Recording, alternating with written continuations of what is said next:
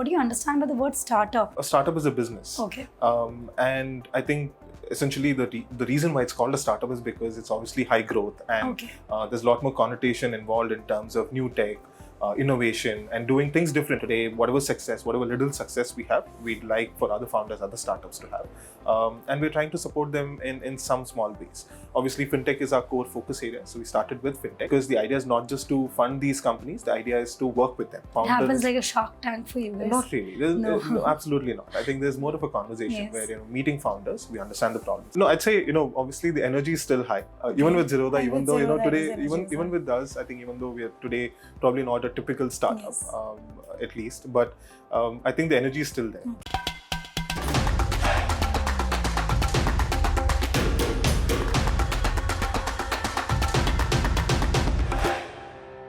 Welcome to Mahakumbh Startup Mahakumbh 2024, Dinesh. It's a real grand event that has been set up here. How was your feeling when you entered the Bharat Mandapam premises today? Thank you so much for having me here. Yes. So I've been here since yesterday. I landed only, I think on Sunday. Okay. And it's been quite a experience. I think it's always high energy when a lot of startups and a lot of investors, the entire ecosystem comes together. It's obviously been quite amazing over the past day to kind of interact with some of the startups here. Look at people building out on so many different problems that none of us probably have thought about as well. Some of the smaller deep tech solutions out there today, some of the people who are building for India and for the globe. So the energy is amazing. I think everybody is probably taking away a lot of learnings from here.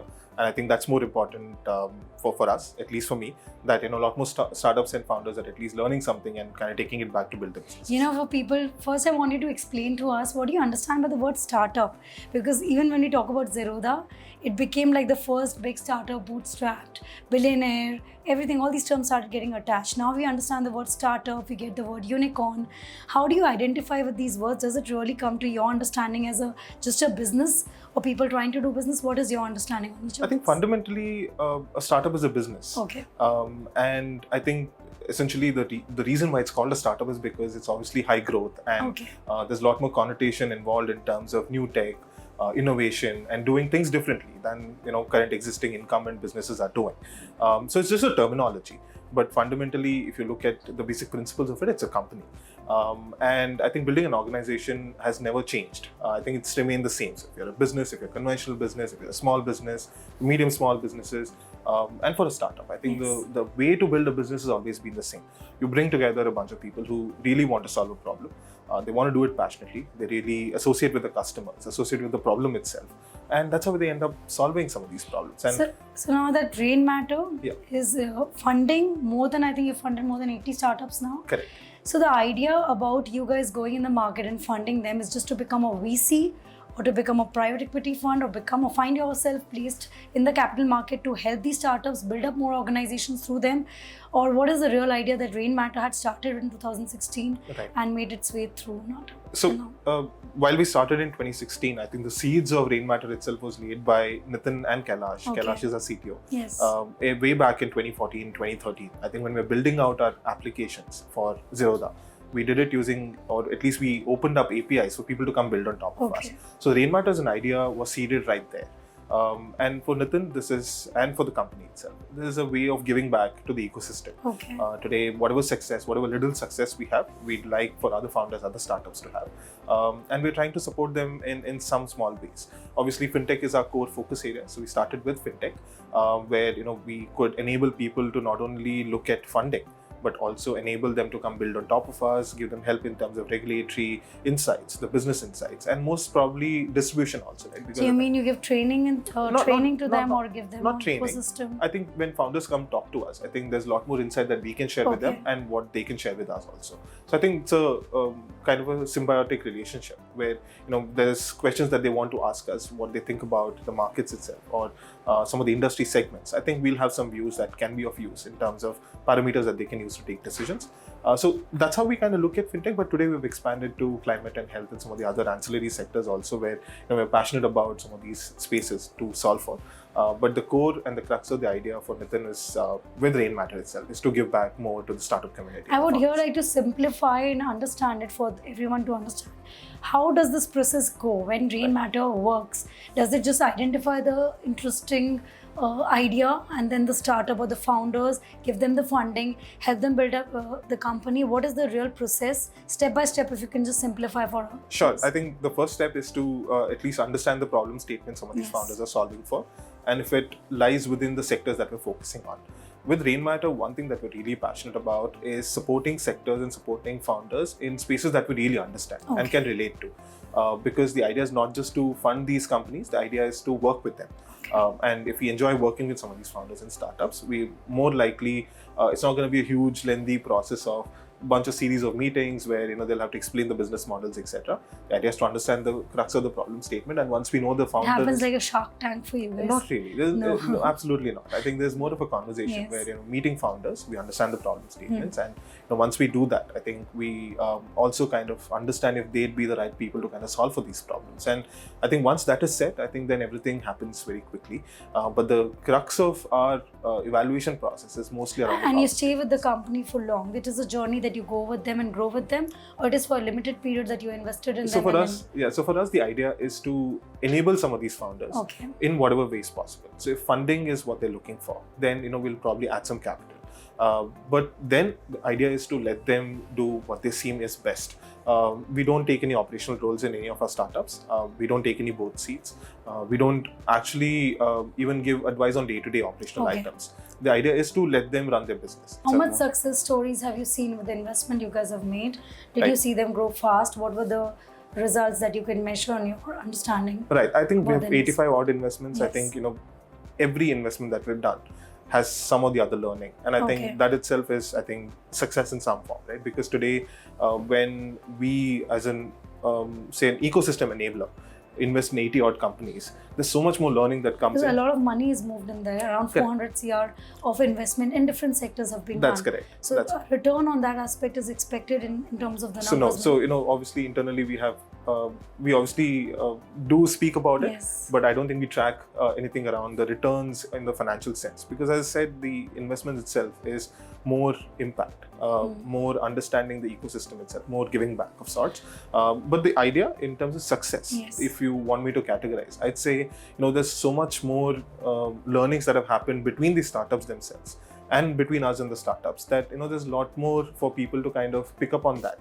and also kind of run with it. What are the quick learnings that you've got in the today's new coming founders? Because you guys are not old now. Right. You won't say a generation behind in the same league. Right. But what do you find those few unique things that have really taken you aback? Like, okay, we didn't know this and this is quite interesting. No, I'd say, obviously the energy is still high.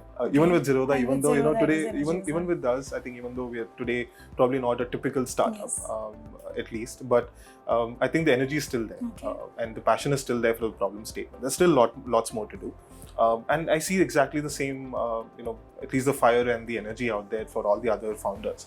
It could be a small founder who's just getting started, to somebody who already has an MVP, to somebody who already has a product. I think everybody is absolutely optimistic. I think that has changed over the past 10-15 years, right? I think when people used to start up 2010, 2011, I think people would still be apprehensive saying, will there be I think the whole courage to even become a startup doer is not there. That's correct. And I think people now know that there are investors for every sector in India. That used to never happen before. I think, earlier IT and services used to take a large chunk of the investment funding, etc. There'd obviously be funding for certain new sectors. But I think today, if you look around in this room, in this hall, and in the main hall, in the plenary hall, I think you'll find investors for every sector. And I think that is also adding to the optimism, and at least. But is there a sector that you've identified that these are sector which definitely needs more funding as we are growing in the startup ecosystem in India? Absolutely, there are sectors out there which probably need more attention. But if you look at financial services itself and health and climate, I think we've chosen these three sectors is also because I think the next phase of growth for India is also riding on these three particular sectors. So if you look at financial services themselves, I think the country obviously needs financial services. Very inclusive I think the entire nation will ride on financial services as it kind of enters into that phase of growth. Climate, obviously, it's a huge problem today. We're seeing impacts of climate all around us. It's no longer in the future. And it's it is now. a global cause. I think we're going through the renewable energy shift because Right. of So the climate there are change. founders today and their organizations and teams are working on solutions that needs more support, because it might not be a reality tomorrow or day after, but in 5-6 years we'll need some of these solutions to be at least in India and at least go out to other countries also. But in health also, I think if you look at health as a sector, major concern. I think if you look at basic healthcare and some of the other services that Indians probably need over the next few years, I think that is a sector that will. I think that is why I could see that there's a pattern. You guys have identified bigger causes which can solve bigger problems than just a specific area problem. But I want to also understand, we have seen the startup boom happening in the last few years, but there's simultaneous liquidity crunch the country has seen, especially in the space of lending, whether it was bank lending, whether it is to NBFCs or VCs. A lot of failures of startup have happened because of liquidity crunch and working capital crunch. So how do you guys go about addressing that issue of taking some precautions? Because bank have taken a step back. They are into working capital providing, but they do take due diligence to next level. So are you guys worried about it or work on a different pattern? So I think primarily VC cycles is absolutely a foundational understanding. Yes. It's a 5-year cycle for them to invest. I think a little bit more. So when I say cycles, I mean to say VCs themselves or the funding themselves coming to India has always gone through those cycles, ups and downs. So I wouldn't call 2021 a boom. Obviously, I think there are a lot more factors out there as to why. I think Rajan from Sequoia was saying that 2021 and 2022 I think got in $60 billion of funding, which was 6 years worth of funding. Yet in 2023, we found $10 billion. This year, we'll close about $10 to $12 billion. So obviously, there is funding available for India.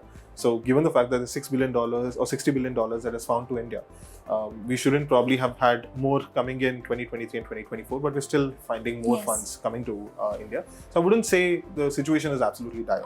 But I think as an overall ecosystem, we've only done better. I think net today, if you look at before 2020 to now, I think the ecosystem has grown.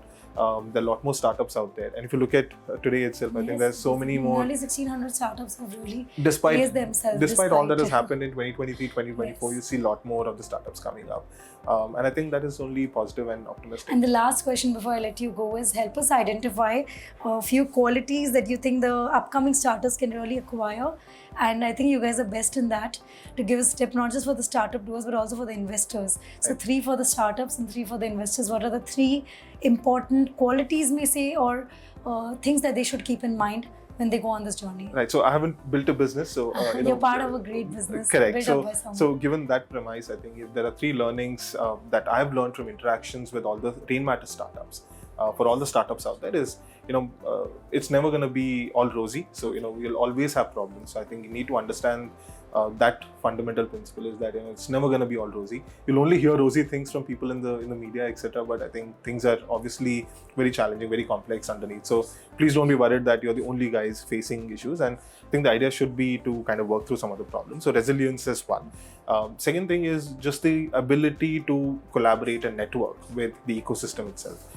There's a lot more to learn from everybody you meet.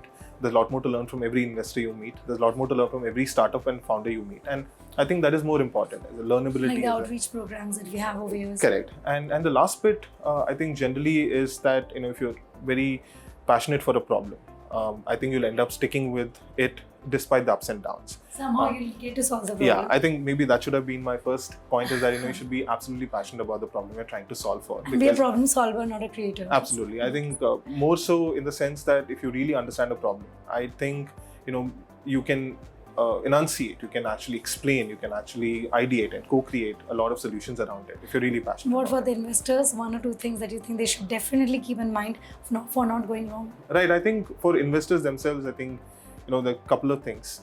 One is the cycle itself of VCs and how VCs invest. I think the exit mandates for VCs. I think it'll be quite nice to kind of keep founders informed about some of these nuances of VC ecosystem itself.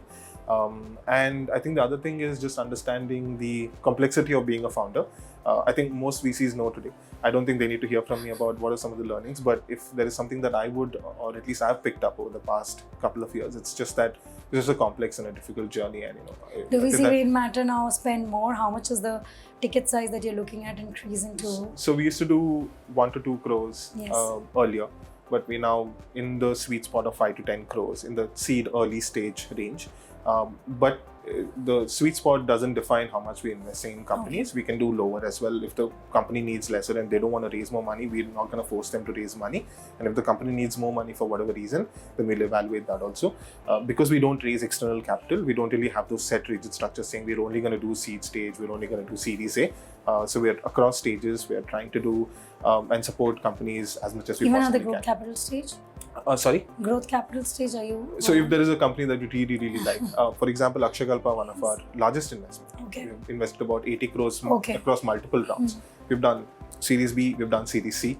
So we've done that follow-on rounds there also. So yeah, there's capital available if we really like the business and we really identify last, with the leave us with your personal thought on how do you look at the entrepreneur journey in your life, your one lesson that or inspiration that drives you every day. Right, I think I can only as I said, I haven't built a business, so I don't have an entrepreneurial journey of my own. But I think from all the people around me, I think with Nitin, Nikhil, Kailash, and a lot more of the startup founders from Rainmatter itself, I think just the composure and the resilience of some of these founders, it's quite heartening, and I think that's a quality that's across all the successful I think that you founders. Already have. So that is quite. They're picking people who already have that personality. So maybe all of you in Zerodha seem to be having the same calmness and. Right, I think it again. I think it's something that everybody kind of picks up along the way. But I think if there's a founder out there, so you're not talking to the real person now. He was something else a few years back. You've picked it up after becoming part of the team. I think obviously people go through those phases where you become better. But I think younger phases or younger ages, I think you're slightly different, trying to look for opportunities, etc. But thank you so much. It was a real pleasure to have you with us. Thank you. And thanks for gracing Mahakumbh Startup 2024.